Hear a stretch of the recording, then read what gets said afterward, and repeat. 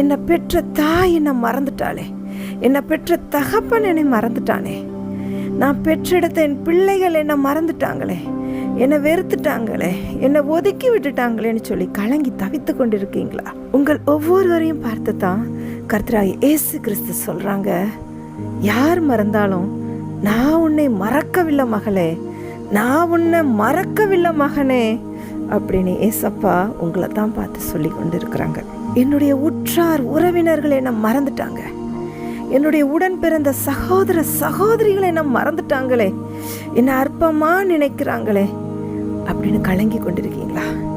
என்னுடைய பொருளாதாரத்துல நான் தாழ்ந்தவளா இருக்கேன், மற்றவர்கள் உயர்ந்த ஸ்தானத்துல இருக்காங்க, அதை நிமித்தம் என்ன வெறுக்கிறாங்க, அதை நிமித்தம் என்ன பாய்க்கிறாங்க, அதை நிமித்தம் என்ன மறந்து போயிட்டாங்களேன்னு கலங்கி தவித்து கொண்டு இருக்கிறீங்களா? ஆனா கர்த்தராகிய இயேசு கிறிஸ்து